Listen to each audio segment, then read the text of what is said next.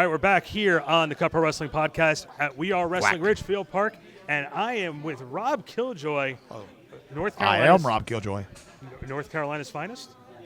Ponds Unknown. It's located somewhere in the Carolinas, I believe. Well, thank you for giving us a few minutes tonight, and we are here, Ridgefield Park. We Are Wrestling. How does it feel to come back to Ridgefield Park? You were here in August with a 5-star match. You're back. How does it feel? Well, I'd like to consider 106 Bergen Avenue here in Ridgefield Park. I'd like to consider it a home away from home, honestly, because I've wrestled here quite a bit. And I think I've put on some of my best matches here, so I look forward to trying to do that again here at We Are Wrestling. Quack. So you are traveling up the East Coast. You're here tonight, Ridgefield Park. You're back in South Carolina tomorrow. True Can that. you talk about, for you, the state of the business on how you're able to just be in that spotlight and still be able to do your thing right now? Well, I just cast a wide net. I don't like days off, so I try to stay booked up. I don't do days off, like I said. So whether I got to be here tonight, South Carolina tomorrow, North Carolina Sunday, if that's what I got to do, that's what I have to do, because wrestling, to get somewhere, you got to go somewhere, right? Yeah, definitely. So. Who did you look up to when you were a kid when it came to wrestling? Just wrestling in general. Like, I have a few favorite wrestlers, but overall, I just always liked wrestling. There wasn't just one. Like, obviously, when I was a kid, I liked Hulk Hogan and stuff, but that's not it. But I've just always been inspired by wrestling. So it wasn't who got me into it or who inspired me. I just liked wrestling. Just wrestling. I don't have a first memory of it. It's just always been there. It's been a constant in my life. I don't like to take days off. I don't miss it. I just like to wrestle. That's all there is to it. We're here with Rob Killjoy here at Ridgefield Park, New Jersey. We Are Wrestling. We will be back in a few minutes. Quack. Rob Killjoy, good luck tonight. Quack. Good duck. All right, we're back here on the Cut Pro Wrestling Podcast. Randy Zellia here with O'Shea Edwards from Shane Taylor Promotions. I got it right? Promotions? Yeah, you got it right. That's okay, right. Cool. That's right. So first off, welcome to Ridgefield Park, New Jersey. Appreciate it. I've been here a number of times. Been a couple different times representing. Yeah. But so listen, you guys are here doing for this show tonight. Where are you guys headed next? Well, it's tonight. We're here. Then we got the last Ring of Honor pay-per-view tomorrow. We're doing that in Baltimore. Okay. Then for me, I got to be in Charlotte the day after that. Then I got LA the next weekend. So I'm ending the year pretty strong, which is exactly what I wanted. So where we go after tomorrow night, well, that's anybody's guess. The landscape of professional wrestling has changed immensely. So it's just one of those things, man. My phone constantly rings, and we'll see where we go from there. But that's the key of the life of a professional wrestler, right? Pretty you much. Make sure if your phone's not ringing, there's a problem. There's a problem. There's a problem. Not to go too deep in the Ring of Honor situation, but you've been there for a little bit. What does this mean to you, knowing that they're going to go on hiatus? Is there fear with it? Is it nervous? Is it a possibility to have an opportunity to sort of branch out a little bit more? Well, the thing about change is usually when you're uncomfortable, that's when change happens. That's what this is, opportunity to change. Regardless of what Ring of Honor does, that's outside of my control. So I can't really sit there and harp on that, or even sit there and really wish what could have been. It's not my bag anymore. Ring of Honor is where I wanted to be. I've been here since 2019, and within those two and a half years, I started all over. I learned from some of the best, and I got to wrestle some of the best. That's stuff I'll take with me forever. They can't take that from me. It sucks the way Ring of Honor is going out, but at the same time, here we are.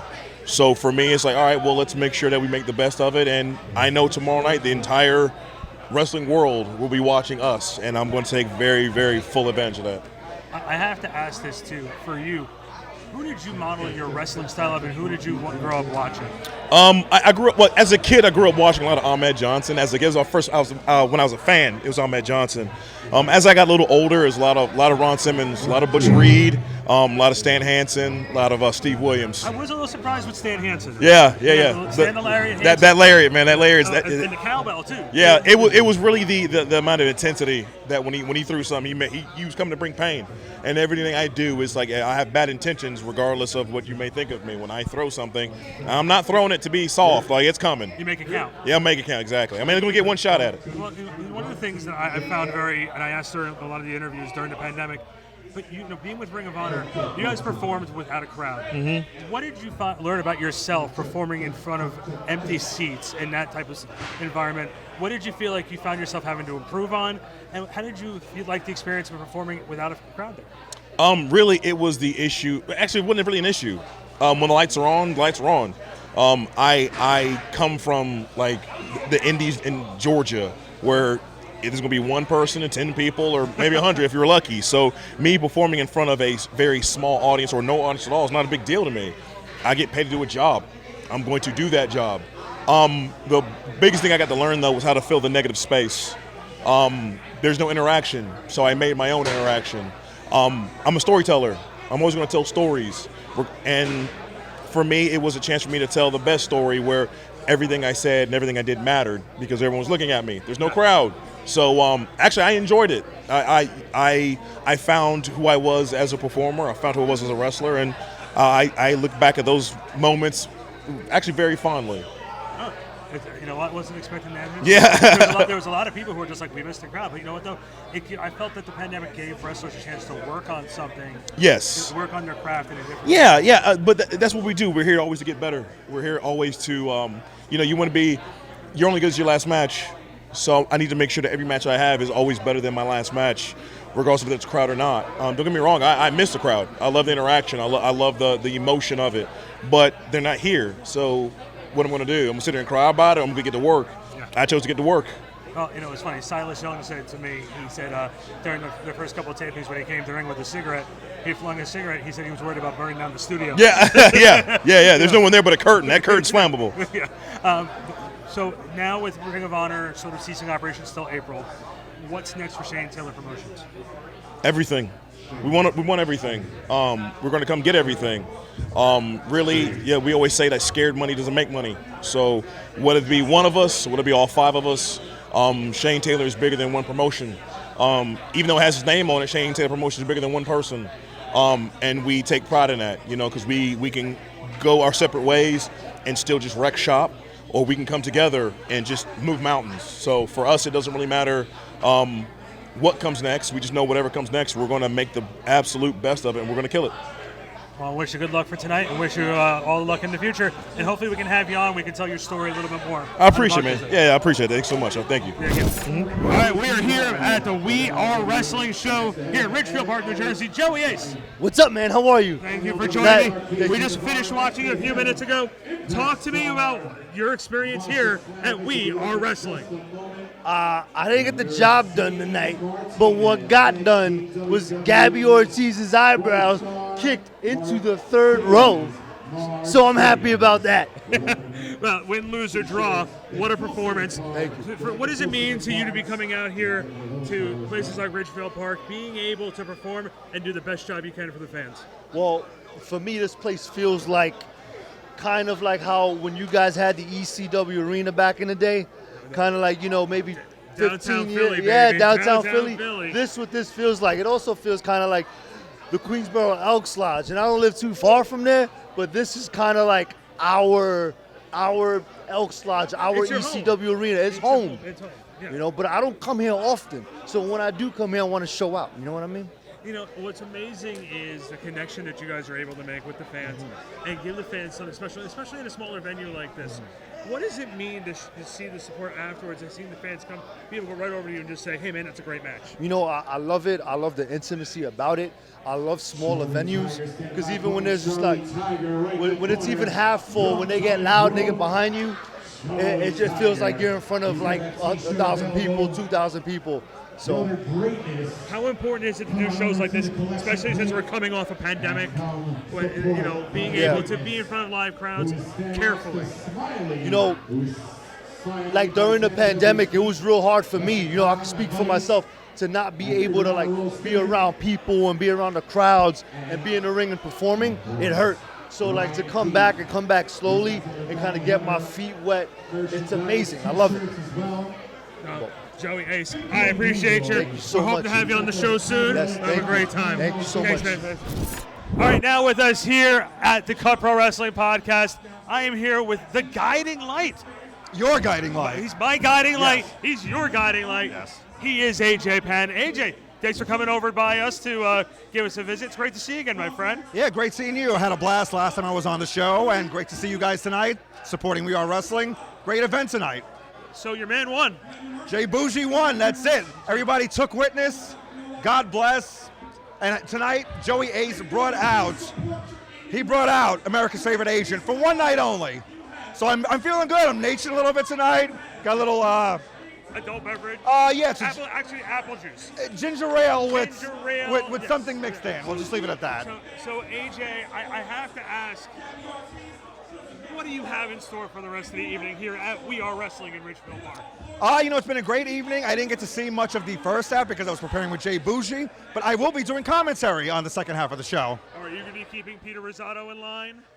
I've tried for years. It's tough, but I will be keeping him in line, calling the action the only way I can, and giving unbiased thoughts.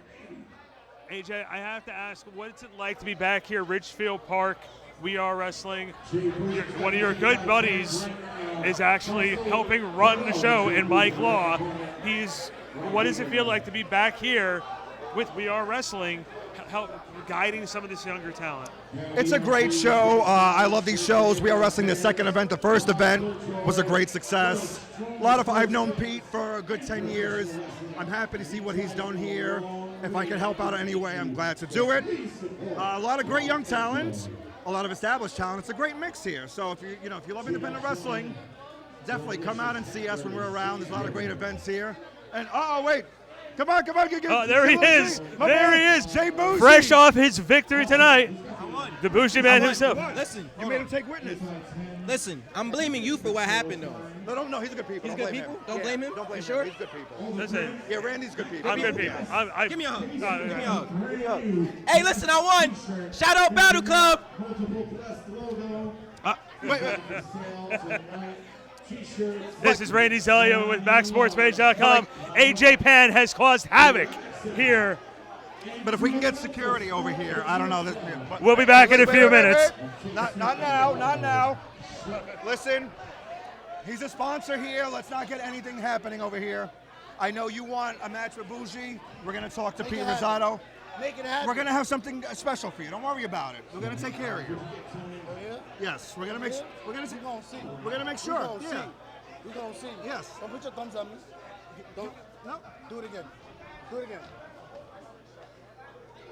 Do it again. We have this on camera, right? You never know what's going to happen here on the Cut Pro Wrestling Walk away. Podcast. Walk away. And while we're here, let's might as well talk with Anthony Gamble. Anthony, how are you doing, man? I'm good. Hey, man, I'm sorry about that. I'm stepping on your wire. No problem. You fell a little short tonight, but great performance. Yes. How do you feel to be back in the ring here at We Are Wrestling in Ridgefield Park, New Jersey? I love coming to Ridgefield. It's like my home away from home, honestly. Even though I didn't come out victorious, Ridgefield's home. Awesome. And, talk to me about this title belt. What do we see? What am I looking So at? this title was presented to me by the 30 Hill Podcast. It's the 365-day belt. So the purpose of this belt is to be defended all times, anywhere, any place. So I am the inaugural champ, and I'll defend it for any promotion that allows me to do it. The good news is I'm not going to challenge you for it. I retired a long time ago. I still play video games every once in a while. So maybe I'll challenge you in a video game. Can we do that? Yeah. So the next question is, can we get you on the Cup Pro? We've been trying for months to get you in there. If we want to blame anybody, we can blame the guy behind the camera. It's not working, but that's okay. Talk to me about being in this great time to be a pro wrestler. Yes. I mean, it's better. All right, let me put it this way. The time, if you're looking to be a pro wrestler, the time is now. Pro wrestling is big. It's everywhere. Like, if there's any time to get in this business, it'll be right now. Like, literally right now. So, if you got aspirations to be a pro wrestler, you can come check us out at Fallout in Long Island City. I'm always looking for new classmates, new people to train. So, come check us out. Check them on out. We'll be back here on the Cup Pro Wrestling Podcast. I'm ready to say this is Anthony Gamble. Thanks for giving me a minute, brother. No problem. right, we're back here, Cut Pro Wrestling Podcast. We are wrestling. We just got done with the main event, and we are with our good friend Mike Law. How are you, sir? I told him he could only do this interview with me if he does his best Howard Finkel. The Fink. The Fink. Okay, let me try it. All right. And coming down the aisle. That was pretty decent. That was actually really, really good. Really? Yeah, I liked it. No, really liked it. For some reason, when the Fink did Stone Cold, Yeah. that was always the best. That makes sense. Yeah. So, Mike, you were an agent for tonight's show, and Yes. what did you think overall of the whole entire show? I don't miss being an agent. It is very stressful. People could see the wrinkles circle around my face as I was aging every single minute, because you have to just get the timing down. And then a lot of times, everything and anything that could have happened and went wrong in the beginning happened. That's something we got to be accountable for. You should have been in the venue a lot sooner. Friday events are very hard. Traffic, holiday season, all that jazz. But you know what, man? At the end of the day, I love it. I love being a part of the business any way I can. To me, it's something that after I'm done with the in-ring aspect of wrestling, I'd love to do it more often, But I'm happy to be taking a part here at We Are Wrestling in Ridgefield Park, New Jersey. And it's funny, too. You just saw an excellent main event, but not only just the main event, but you had some great matches all the way up and down the card. Yeah. How difficult is it to sort of make it a little bit of everything for everybody? Because variety is such a hard thing now in wrestling. That's where, even in general, I think we need to kind of, when you talk about the 80s, or you talk about ECW, we talk about the Attitude Era, we talk about NWA, every one of those organizations had different individuals. From the Magnum TAs to the Ric Flairs to, Hogan and Macho Man and Dino Bravo, there was so many different type of characters and personas. And that's what I want to bring. That's what I love to see. You know what I mean? Not every match has to be the same. The main event was, in fact, the main event. I mean, listen, I've been in this industry for almost 20 years, and I was like a fan tonight watching that main event, watching two grown-ass super heavyweights, two legitimate heavyweights, two legitimate hosses, kill each other. And I was in the back watching, and I'm telling you, I was a fan again. And every one of them, Masha Slavic versus Mercedes Martinez, Darius Carter versus Keith was excellent. Excellent match. Is Darius Carter the most charismatic heel you've seen in a long time?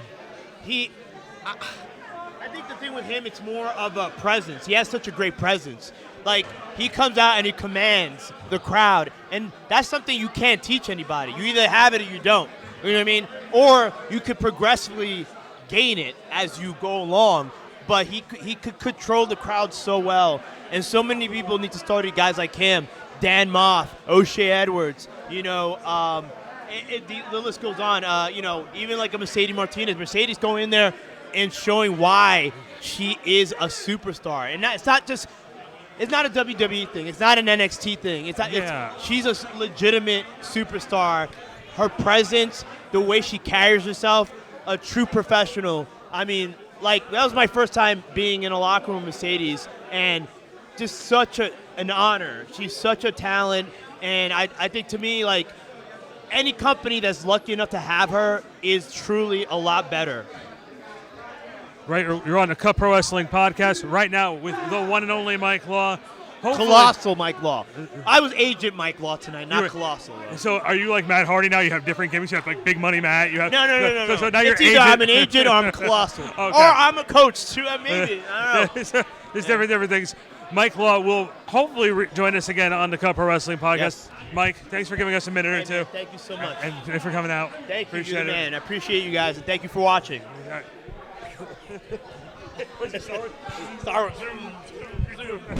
Here on the Cut Pro Wrestling Podcast, I am here with the hashtag Allfather. Apparently, he's the king of New Jersey, king of New York, and now the king of Texas, Mr. Darius Carter. The king of all things. The king of all things. Oh, yes, the king of everything. The king of the independent scene. It's about getting respect. It's about getting appreciated. And it's about being known. So I deserve it. Do you feel that you got your respect tonight? I should have gotten my respect. I think that people need to understand that when it comes down to the ring work, when it comes down to the essence, when it comes down to the charisma, when it comes down to every possible box that you can check, I check them off. So it's time that I get that respect. It's time that you start coming to Darius Carter. It's time that you start showing me the appreciation that I deserve. And I'm not talking about cheers and boos. I'm not talking about that. I'm talking about making sure that I'm seen around the world. I'm talking about those promoters that are afraid to take the chance on Darius Carter. I'm talking about those wrestlers that are afraid to step into the ring with Darius Carter. It's time that I am put in that upper echelon of talent on the scene because I am there. I go out there, I deliver every single time. You asked me to do an interview, here I am doing an interview. Whatever you need Darius Carter to do, I do it in spades, and I look great doing it. Look at that, baby. Come on, come on. Whisk them away. Whisk them away in the chariot of excellence. And it just doesn't stop tonight, correct? You're back at it tomorrow? Oh, I'm back at it tomorrow, yeah, because I'm actually back in this building, Pro Wrestling Magic. They're going to be having their biggest show of the year, which is Kingdom Come 6. So I'll be doing that.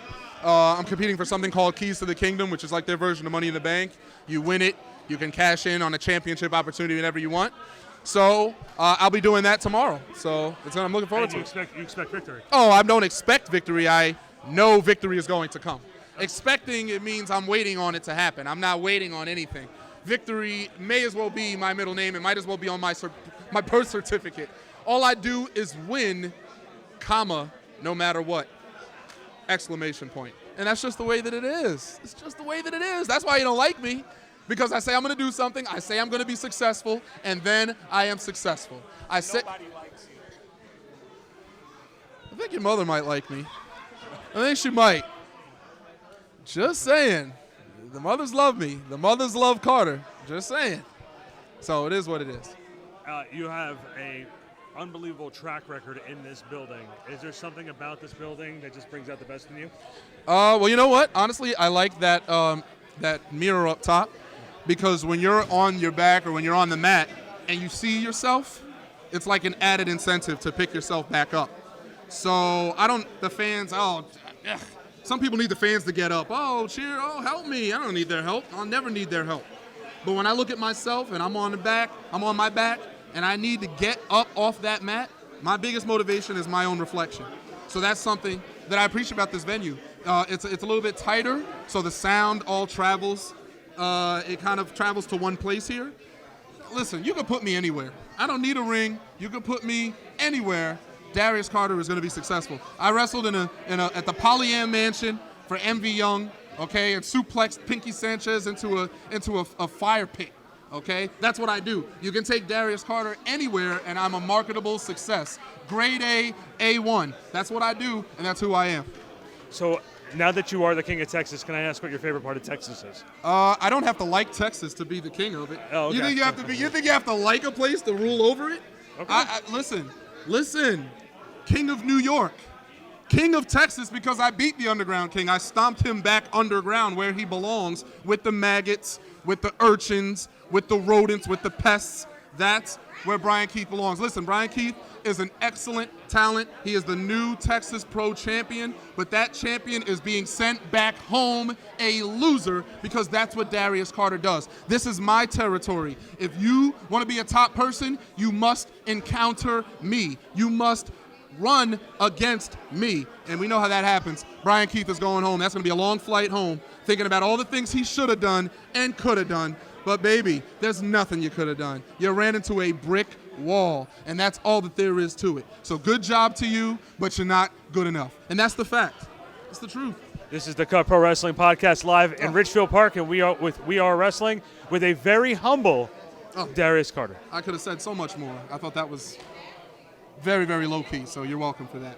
And for anybody that's looking out for me, this is where I plug myself, okay? You can find me on Facebook, on Instagram, Twitter, /Mr. Darius Carter. People are going to be talking about this momentous victory. People are going to be talking about how I hit the royal sweep on Brian Keith in the middle of the ring, defeated the new Texas Pro Champion, became the king of Texas, the king of the territories, the king of the independent scene, the one, the only, the most dangerous man on earth, Mr. Darius Carter. You are welcome. Oh, so good. Come on. You can cut there. Cut there. All right, we're back here on the Cut Pro Wrestling Podcast. I am here We are here still at Ridgefield Park with We Are Wrestling. Why are we still here? I'm tired. We are here with the founder, the commissioner, the owner, the president. What other title would you like? The play-by-play man, the voice.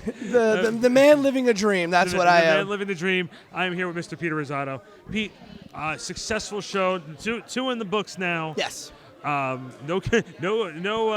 No major catastrophes. We got through it all, huh? Well, unless you don't consider the main event battle that we just had tonight with Dan Moff and O'Shea Edwards not an incident. That might have been an international incident, an extraterrestrial incident, but it was something, that's for sure. But yeah, an incredible second show here tonight. You know, we started off a little rough. We had a little audio issues. We had some lighting issues and things like that. Right. But a great show nonetheless. It was awesome to see everybody here. And it followed up a great first show as well, which was incredible. And a big thank you to you with the Cut Pro Wrestling Podcast and the Back Sports page and everybody else who sponsors our shows. It really helps bring our vision to life, and it really helps us to do these. And I can't wait to start putting together show number 3. Well, again, this was a tremendous show, and what I think what made it great is the variety, and it made it very, very diverse. If you didn't like the 4-way, you'll like the women's match. If you wanted more of a hardcore wrestling fan, you like the main event. How difficult is it to try and piece together a card like this? It's very difficult because I also know a lot of talented individuals. So it's really tough sometimes, not finding spots for people. One of the toughest things that I have to do is, figure out a way to fit 7, 8, maybe 9 matches onto a card and realize that, crap, I left this one on the cutting room floor and I left that one on the cutting room floor. And, unfortunately, I can't book everybody. We can't have a 37-hour show. I wish I could. Right? Wish people would love that and sit here for 37 hours. We have food and drink, and bathrooms. But yeah. But no, it's really tough because you want to be able, like you said, to make sure that there's a little bit of everything and that you're giving the fans the best you could possibly give them while also knowing I could come back and do better. We're now having live shows after the pandemic.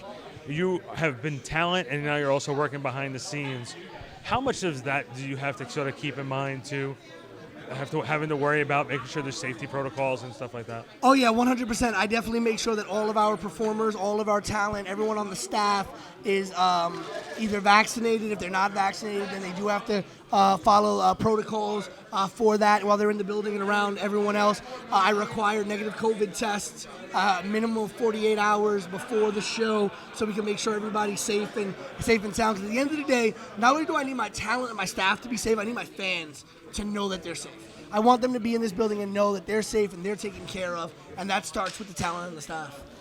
You being also a talent who's also doing the play-by-play and handling that aspect of it, how difficult is it to sort of have to switch hats? Difficult, but I'm lucky to have a great team. I'm lucky to have 2 very great agents and producers backstage who really help me put together and keep everything together at the shows. So when I'm out here doing play-by-play for the first half of the show, they're making sure everything's great in the locker room, and then I come back for intermission. We check in, and anything that I need to know, anything that I need to help with, things like that, and then I go back and they're able to cover the second half, and then we debrief afterwards. We'll probably debrief tomorrow because it is a little late tonight, but if it wasn't for the team, I wouldn't be able to do it all. How long are you going to sleep this week? I don't know. I'm going to Baltimore tomorrow for Ring of Honor's final battle, End of an Era.